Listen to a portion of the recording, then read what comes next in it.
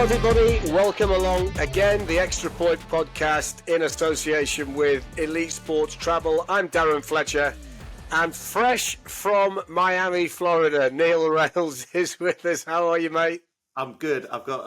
Unfortunately, I'm just in my really bog standard hotel room because I wanted to go full on, sitting on the beach, palm trees in the background, but it's actually ended up being a bit breezy this morning. So it's warm, obviously.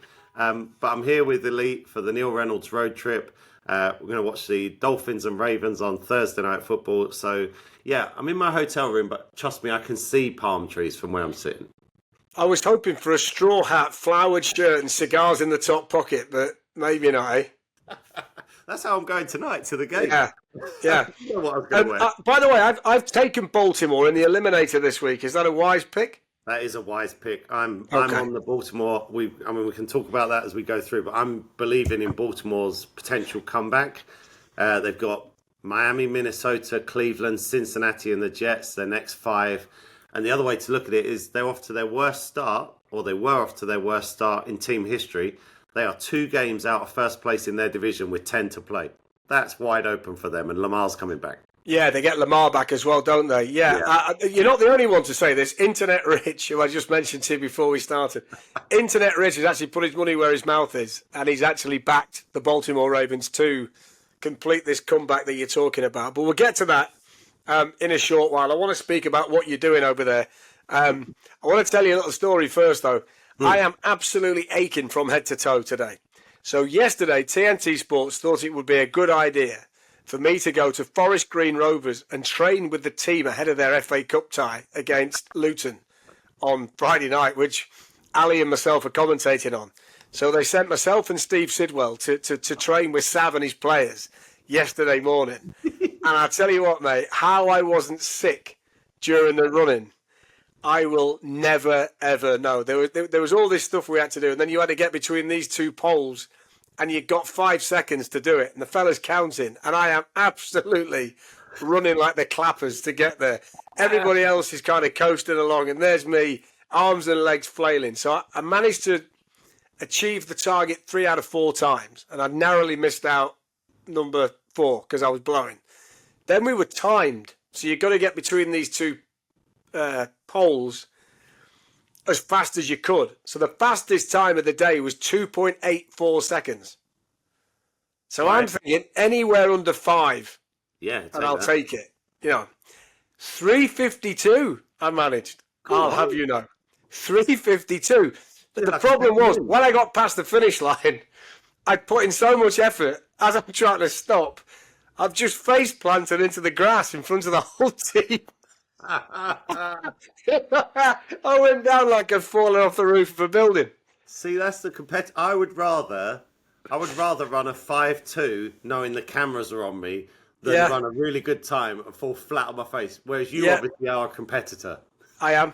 I stood up and bowed to the team. We then played murder ball, which is what Marcelo Bielsa used to do at Leeds, which is 2 teams and you've got 1 touch. And you've got to complete 15 passes to get a point, but they've got 2 players pressing you.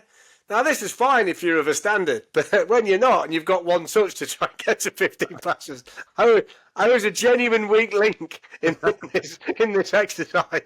And I was put on the team with the young lads, and it's ultra competitive. And they just say to me, Fletch, just stay out the way. Just try and be out the way. And everywhere I went, the ball passed me. So it was honestly, it was the most magnificent day. We're doing a little feature about it on TNT before the cup tie on Friday night. So if anybody wants to see me fall flat on my face, which I've done many times, but never as publicly as this, if you tune in, I am sure that the producer and the director are going to leave it in there. But I'm stiff as a board today, literally.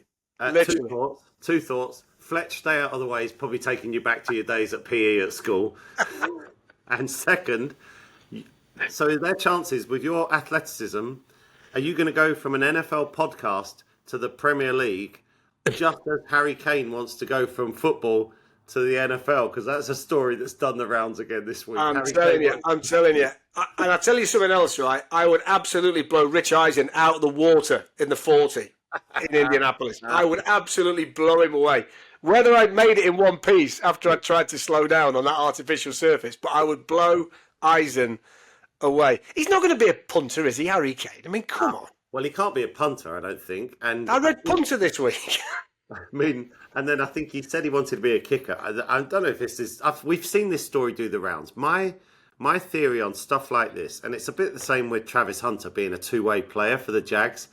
If it hasn't happened before by now, there's a reason for it. And like, we don't see. There was really good kickers on the International Player Pathway program that came from Gaelic football. Anyone who was north of 30, the NFL weren't interested. The teams just weren't interested, even if they never missed a kick. You back Harry Kane to put the work in, but I think it's a whole different world. It's two different sports, two different skill sets. I know I probably hijacked our running order here coming with this, but I think one of the things that Charlie Smith, who's one of the Gaelic football players who's on the Saints now, said was the biggest adjustment for him was, I'm halfway through my run-up, I'm about to kick something that isn't there. And then the ball arrives at the last split second, and then you've got to kick it. It's not the same as taking a penalty, is it? It's not. It's definitely not. Do you know one thing that's always baffled me about the NFL? I think the NFL is a you've got to be a special athlete to play in the NFL, right? That's always been my belief. I mean, there are varying types of athlete that can play in the NFL, from offensive and defensive linemen to receivers and corners. That's quite a wide spread of athletic ability and size. So it's kind of built for everybody, right? But when you think about the college system and how competitive it is in college to even be drafted and then stick on a team in the NFL, I mean, you've got to be a top 3 pick to be pretty certain to be on the roster. Fourth down, you've got a fair chance to be cut. So then you're kind of out there with everybody else. I always find it astonishing that the NFL then think that they can just pick people from all these other sports and they're going to play in the NFL. I mean, Jordan Mailata is an absolute outlier. Yeah. But when you think about the great athletes, rugby players, athletes, I mean, Okoye, the athlete, there's Christian Wade, Lewis Rees-Zammit. I mean, they are unbelievable athletes. But I don't know why the NFL think in their league you can just put somebody and they'll be okay. I mean, it's so difficult to get into. It is, and this is the problem they have, though. And I've seen this personally, and he knows. I would say that my son George coached on the Player Pathway program for 2 years. He was Lewis Rees-Zammit's position coach, and the problem is, the challenge is, you can't take an Austrian tight end who's been playing semi-professionally in the European League, because he'll never meet the athletic profile of an NFL player. So what you're then doing is you're taking the athletic profile, Lawrence Okoye, Lewis Rees-Zammit, and for those IPP coaches, you're trying to coach them up in 10 weeks, and then you're trying to do stuff in the ensuing years. It did take Jordan Mailata 3 years to become a star in Philadelphia. But the reason they have to do that is you've got to fit the athletic profile, and those who've played football in Europe before just don't fit it.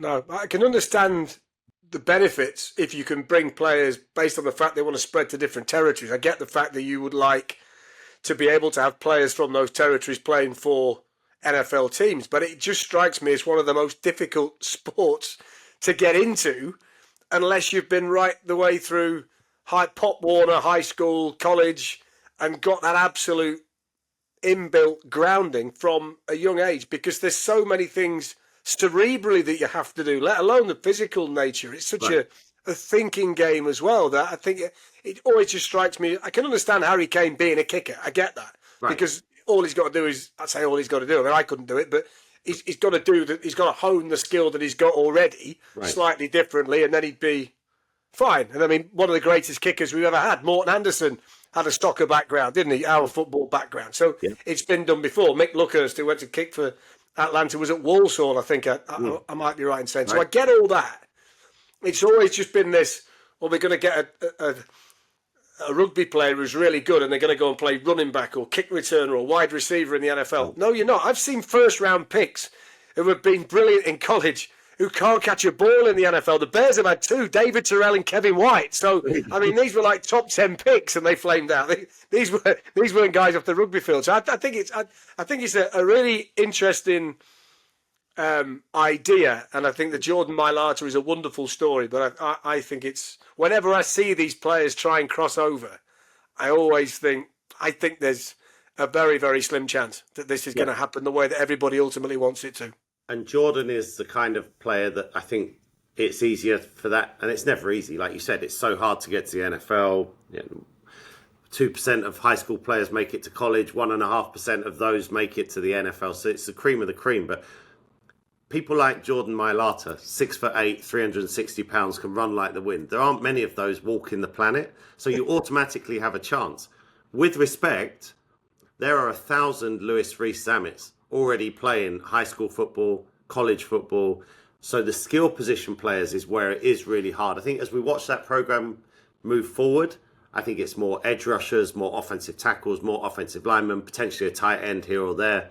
But, running back and receiver, to your point, they're 10 a penny coming out of high school and college already. I would think there are thousands in the state of Florida that would be better, that won't ever make it to the NFL, but they're so athletically gifted and they've done it forever that they would look like superstars in our game. So I agree. It just has to be the case. So what's going on over there? So you're in Miami. I think the team initially left Ben and the crew for New Orleans. Yeah, so they left on Friday so the road trip. It's a great group. It's like 16 people, all different NFL fans. It's really good fun. So they left on Friday. They went to Death Valley for LSU against Texas A&M on Saturday. They watched the Bucks against the Saints in the Superdome in New Orleans on Sunday. Then they traveled to Miami. I joined them Monday. We watched Monday Night Football together in a sports bar. And then we last night did a drinks event with Brian Baldinger was with us.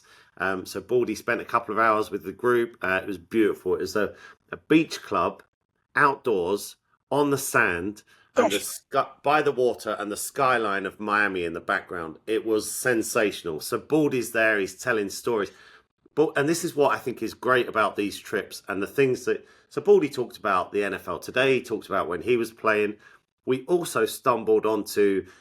He had to get from a college game in Oklahoma to an NFL game the next day. And he had to make the last flight out of town.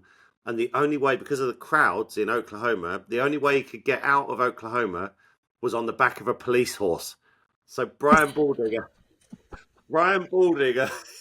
is on the back of a police horse, flying through the streets of Norman, Oklahoma to make it to the airport. Then he was telling us that he became really good friends with all of Bruce Springsteen's band. Okay. And who's the guitarist? Stevie, right? Who was in...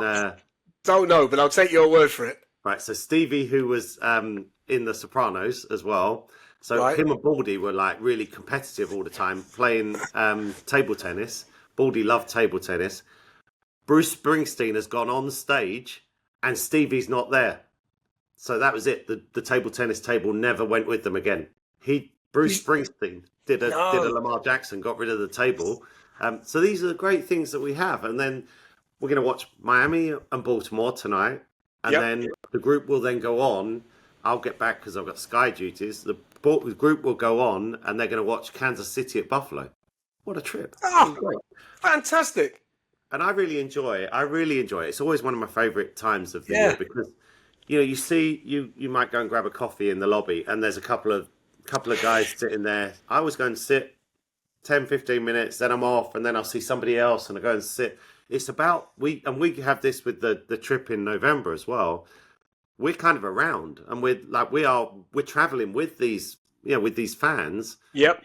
It's brilliant and everything's been really well laid on.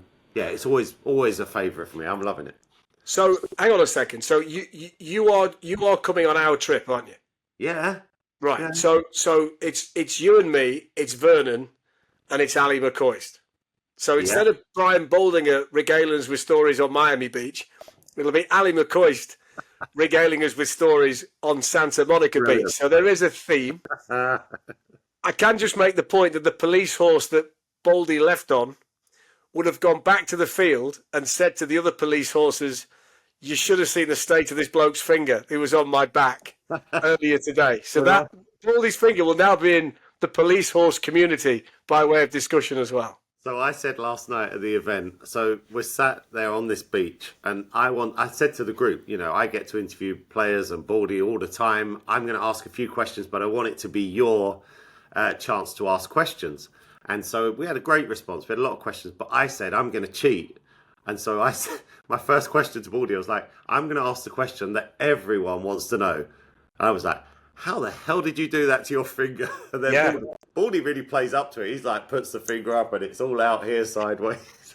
The England goalkeeper, Rob Green, has the same finger as Brian Baldinger. Really? Yes. Did he jam it, like trying to make a save or something? Rob Green can scratch his bum while he's playing the recorder at the same time because the finger's pointing in the right direction. But he's got the same finger as Brian Baldinger. So to kind of get to the point that I was about to make, so how come that you get to come onto our trip and we don't get to be invited to go onto yours? Did you forget to post the invitation? Were the Royal Mail closed that day? Have you not got our numbers? I think it's probably like a marketing thing, Fletch. Like if you think about it, that's the Extra Point road trip now, right? This is the Neil Reynolds road trip. You see, like you've got to kind of get your own road trip. Like, no. We're safety in numbers, fella. We are safety in numbers. So I think what we've highlighted is you're a team player and I'm not. I want my own road trip. Maybe it's a power play by me. It's like I got to have my own road trip, and I want to go on that. I want my own road trip. Yes, but I still want to go on their one as well. I want theirs as well because theirs looks good also. So ours, and you could still sneak on it. November the 13th, we fly off. We fly to LA. We've got a free day on the Friday. Saturday, we've got USC against Iowa State in the Coliseum, the famous Coliseum.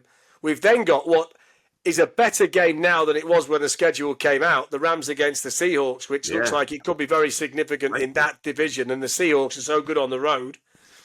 We then go to Vegas on Monday for the Raiders against the Cowboys, which is one of the two of the great kind of bastions of the NFL in a magnificent stadium. And if you want to lose yourself in Vegas after that, I won't tell anybody. So if you want to come and join us, November the 13th, you'll get myself, Vernon, Ali and Neil, if you can put up with the four of us. So you might need plenty of rest in between. So they bring me in. I come in because of my other duty. I come in on the Monday for the Vegas residency. So I might not leave. I might just stay there and talk NFL every day.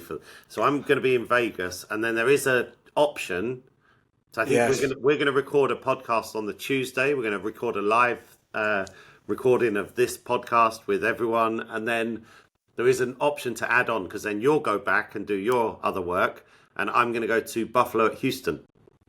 So that's a pretty good game as well. It's Josh Allen, CJ Stroud. Is that Thursday night? That's Thursday night. So let's not rule me out at this stage. Well, yeah, you might. There's a good chance you and Ali miss a flight or two, so might as well come to Houston. Just don't rule me out at this early stage of proceedings. I think that would be folly on your part to rule me out at this stage, knowing that there is another leg to this road trip that I might not be on, that I might be by the time we get there. I might just have a sit-in at Vegas Airport and refuse to leave. You get and then just come with you.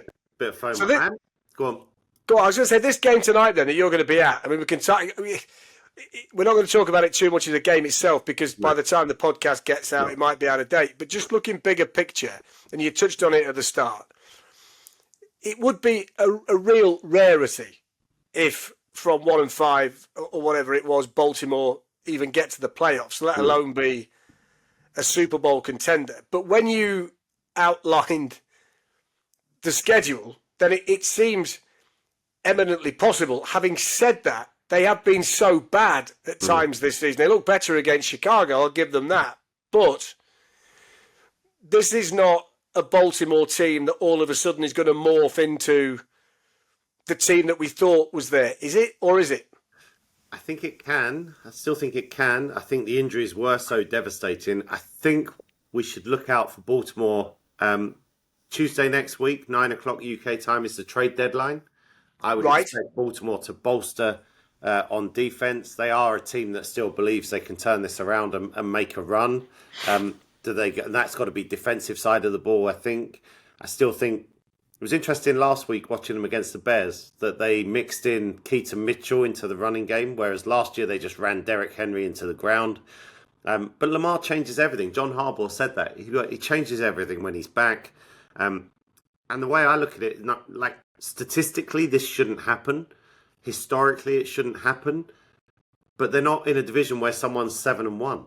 Like I said earlier, they're 2 games out of first place. You know, that's alive, that division. So I think they can get back. I thought they looked a bit different last week. Ricard is back, Patrick Ricard is a 300-pound fullback who rarely touches the ball. He's got 10 carries in 6 NFL seasons or something like that. But he changes a lot for their running game. So I think, I'm very interested to see how they fare. I don't quite trust them, but I think they've got enough to get back in the mix. And they still got to play the Steelers twice. Yeah. And answer me this. You just mentioned Patrick Ricard. And I listened to a podcast the other day, a Bears podcast previewing the game. And they got a guy on from Baltimore, one of the writers. And he was saying, look, he's not a fullback. He's an offensive lineman, basically, that lines up in the fullback position. That's what he is.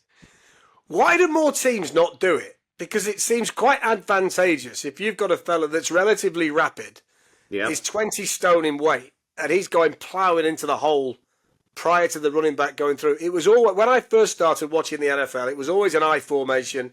It was always a fullback in front of the running back. Matt Suey was the blocking back for Walter Payton for the 85 Bears. And then you'd get the odd rarity like John Riggins, who was a fullback who carried the ball. Yeah. And there were 1 or 2 like that. But the fullback has gone out of the game.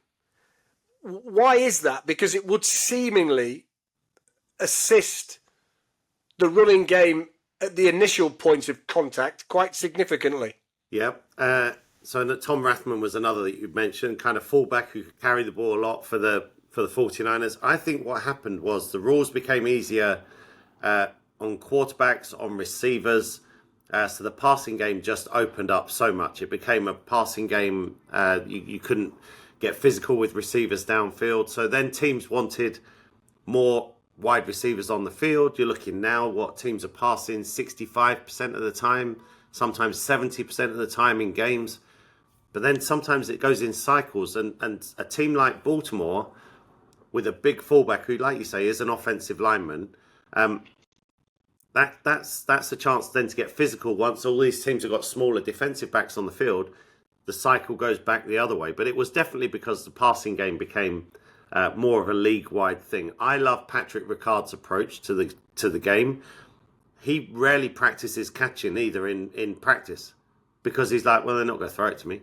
I know my role. My role is to plow through somebody and open up the lanes for Derrick Henry. So, yeah, it's a dying breed, the NFL fullback. I think, that was like when we watched Pro Bowls and stuff back in the day, you had a fullback that was on the Pro Bowl roster because, like you said, Suey was vital. Every team had one. Every team needed one, and it's just gone out of the game. And I think it's because they want to get 3-4 receivers on the field, 2 tight ends, all of that. I think back to that Cleveland team that made the playoffs under Marty Schottenheimer. Yep. They got the fullback and the halfback both went over 1,000 yards. Kevin Mack and Ernest Biner, didn't they? Yeah, both that year. Incredible. 2 running backs over 1,000. Yeah, incredible. You think about Darryl Johnston blocking for Emmitt Smith. I mean, one of the more famous fullbacks. Now he's play-by-play in the US every week. Fascinating stuff. How you mentioned the trade deadline. There never used to be trades in the NFL, right? I remember when Eric Dickerson got traded to the Colts. It was like this ridiculous. What? There were trades on draft day, and that was it. But then there was this big trade, and Dickerson went to the Colts. I think the Bills got Cornelius Bennett. Different people went to different. And I remember the trade vividly because there weren't any at the time. Right. But now, I mean, there's loads of trades in basketball, loads of trades in baseball, and all of a sudden, trade deadline around the NFL is a lot busier. Firstly, why is that? Why all of a sudden are we getting more trades? And how busy do you expect teams to be next week to try and tool themselves up before we get into the second half of the season properly? I think the cycle has become much shorter in terms of when you move on from players. I think, and you probably see this in the football world as well, like managers are given less time. You think in the NFL, coaches that would be one and done. That doesn't happen. Well, it does happen. We see it happen quite a bit. So I think there's more risk taking. There's more moving on from other players quickly, and I think it's just a mindset that the trade deadline, the trades have become another part of. Why would you not use that to your advantage? Generally, bad teams sell at this time of year. Good teams buy, or desperate teams. A team like Dallas, who are pretty desperate, might try and get a defensive player. Or six. Or six. Oh my God. Six would be good. One of the worst defenses I've ever seen. I mean, it's incredible. So, but teams like Philadelphia, Detroit, Baltimore, as we mentioned, will all be looking to kind of bolster. And I think the NFL has just got to a stage where the blockbuster trade is never far away.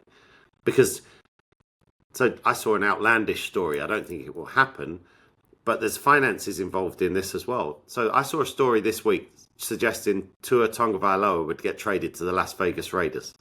Really? But that would be purely Miami saying, thank goodness for that. We're not paying $53 million a year. We'll start again. So those things, the finances are always in the background. It's not just a disgruntled A.J. Brown wanting more catches. It's the finances. It's can we plug a hole and make a run? But it's just become, you're right, to your point, it's just become free agency, draft, and make a trade or two along the way. That's become, the good teams make shrewd trades as well. It's definitely a part of the cycle now. Yeah, it's fascinating. There's been a lot of movement in recent times, and you don't have to give up a great deal at the deadline. You can. I remember when Chicago traded Roquan Smith, who's been all pro 3 years in a row in Baltimore, and I think they gave up a second or a third round pick to get him because they didn't want to pay him. They didn't want to give him the contract, and they ended up using that money to get T.J. Edwards and Tremaine Edmonds for the same cost as Roquan Smith would have been. So they took a financial decision, got the extra draft pick, and then restocked the linebacker core in a different way. So there's different ways to look at why you would do it. The sweet spot is if you find a team that's rebuilding, a player who wants out, and the finances make sense for that team to get rid of a player. And that's Max Crosby from the Las Vegas Raiders. He was one of the highest paid defensive linemen in the NFL. He's on a team going nowhere. He probably wants to have a good run at something, and someone will pick up his contract, and the Raiders might say, if we get a first and a third for him, or we get a second and a fourth, we might look at doing it. People like that. I think Myles Garrett's probably a bit rich. I feel like I don't know why Myles Garrett wants to stay with the Cleveland Browns, apart from the generational wealth. He wanted out. He wanted out when he was at the Super Bowl, and he was telling everyone, he was doing all the media rounds. He re-signs with the Browns for the highest paid non-quarterback in NFL history. And then I interview him in the summer, and he said, all I dream about is championships. Do you? Or do you lay up? What happened there, my friend? He dreams about them while laying on a bed that's about 8 inches thick with dollar bills. Yeah.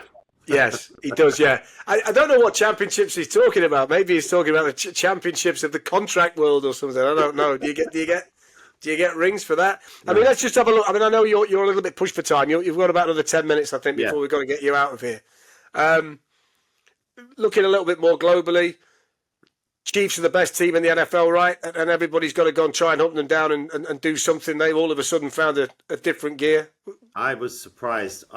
It just struck me. I was watching the American TV coverage leading up to Monday Night Football just before I was about to go out. And it came up from the latest Vegas odds before they even played Washington. And the Chiefs are Super Bowl favourites. And Vegas doesn't often get it wrong. And I'm like, wow, this is like, it just makes you appreciate Andy Reid so much. I think this is a coach I think you put him up there and say, right, you're talking Belichick level, Don Shula level, we're talking all-time great. Because, again, I think also there's this Chiefs fatigue. We're very quick to write off the Chiefs. It's an annual thing. We do it every year. We do it every year, and here they come. Rashee Rice is back. The weapons are there. Andy Reid tinkers every week. Mahomes apparently can't get enough of it. So I think I would say Detroit will give them a good run for their money, although the Chiefs easily beat Detroit. So I think I think the Chiefs might be the best team in football. One thing that I saw at the weekend, which just kind of triggered my thought process and thought, that's what we've not seen yet this season. I saw Saquon Barkley rip one off for about 70 yards against the Giants. And I thought, everybody's talking about this offense of Philadelphia. And the best thing about them last year was the number of long runs he had for touchdowns. And we've not seen them at all. So all of a sudden, the offense looks different because Saquon's not blowing the game open every week as he was last year. He did it against the Giants, and the explosive speed. You looked at Saquon and thought, well, this has nothing to do with Saquon because Saquon was gone. Nobody was catching him the minute he saw a bit of daylight. And I thought to myself, if they're going to go and repeat, if they're going to get there again, they need more of that. And I looked at that and thought, that is what's been missing for Philadelphia. That's going to help everybody. Devontae Smith, A.J. Brown, Dallas. If he's doing that and they've got to play the run a lot more, then I think that opens everything up for Jalen Hurts. I thought that was a real positive in a game that doesn't really matter, in a game that they were always going to win. That one play, for me, just made me think, hang on a second, we might just be a little bit quick to say that they're not going to get back again. Yeah, I agree. I think when you look at the Rams game for the Eagles, Jalen was sacked 7 times. So they've had offensive line issues, which was surprising because it's the best, or we thought it was the best offensive line in the NFL. They had a couple of injuries up front. But yeah, Saquon wasn't going away. And if that has opened up everything, Jalen Hurts has just had his best 2 games. He had another 4 touchdown passes on Sunday.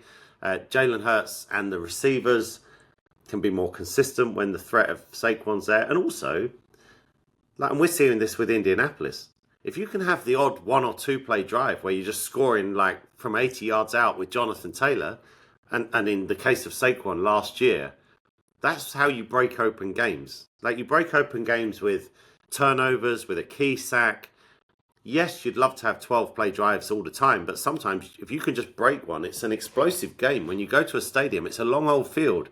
You need chunk plays as well. And Saquon doing that, I was the same as you. I was like, oh, hello. They are looking like the Eagles we expect to see.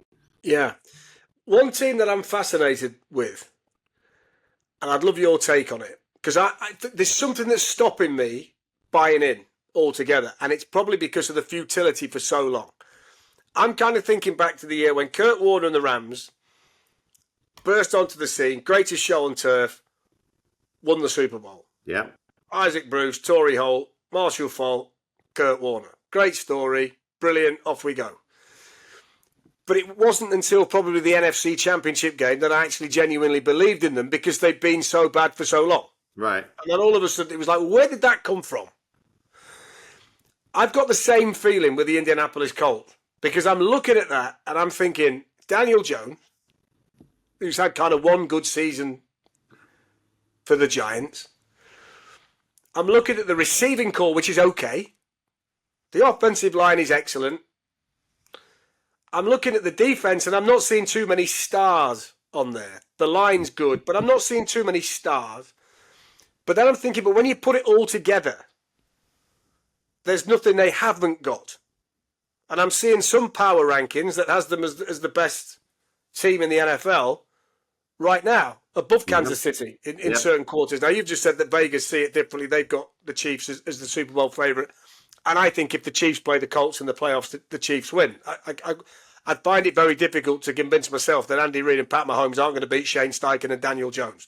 Right. So I think there's a fundamental problem when it gets right at the end of it all. But where are you on Indianapolis in terms of them being genuine, whether this can be sustained for the whole season, whether we are seeing now another team emerging in the AFC that can now be kind of legitimate challengers to Buffalo, Kansas City, potentially Baltimore if they come back? So I think they are legit. I think the Colts are for real. I think they've stood the test of time. 8 weeks in, they're 7-1. It's the best record in the NFL. And where I'll start is the first criticism would be they haven't played anybody. But what happens when you play a bad team? Sometimes you stub your toe. What you want a good team to do is blow the doors off of bad teams. And that's what the Colts have done. I think it starts with... So I think Daniel Jones is the great story, but it starts with Jonathan Taylor. It does. They They have a good offensive line. They're very good run blocking.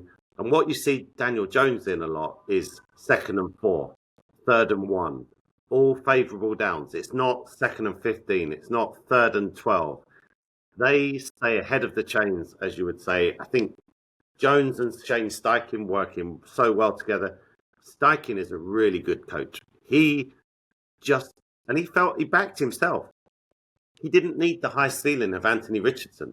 He felt if he had somebody that he could trust and to not make silly mistakes, then all of his magic could come out. And what I'm seeing, which is similar, I'm glad you said about the Rams, when teams get on that sort of run, special things happen. The last 2 games, the Colts, who are depleted in their secondary at the moment through injuries, have come up with end zone interceptions in both games to snuff out scoring drives. Those are big moments that stop the other team scoring. It's a big swing. Michael Pittman last week caught a touchdown under his armpit, one-handed, almost just like did the Birdie song, he was like giving it... Playing the bagpipes. Yeah, exactly. And caught the ball under his armpit. I mean, that is stuff that just doesn't happen. So I'm a believer. I wouldn't mind seeing them add a defensive player on maybe a defensive back. I would just say to double it back and finish off on our road trip. I asked that question to Baldy last night. Who's going to win the Super Bowl? Indianapolis Colts. Really? Yeah, he's believing. Really? He thinks Steichen is a great coach. And wow. Baldy says that's good enough for me. Yeah, absolutely. Absolutely. You know, one thing I would say as well, exactly what you said about Shane Steichen and Anthony Richardson stroke Daniel Jones. I think that's exactly what could potentially happen in Chicago. I think Ben Johnson is going to look at this and go, listen, I don't need all this. I just need another Jared Goff. And I can go and find one of them. I don't need Caleb Williams. I don't need Pat Mahomes in my system. That makes my system more difficult to operate because it's everything. When Goff was running Ben Johnson's system, it looked the easiest offense in the NFL, didn't it? Right. It didn't look, it was complicated, but it didn't look it because it was like clockwork. Yeah. And he's got a quarterback right now that can't do that. And Richardson couldn't do it for Shane Steichen.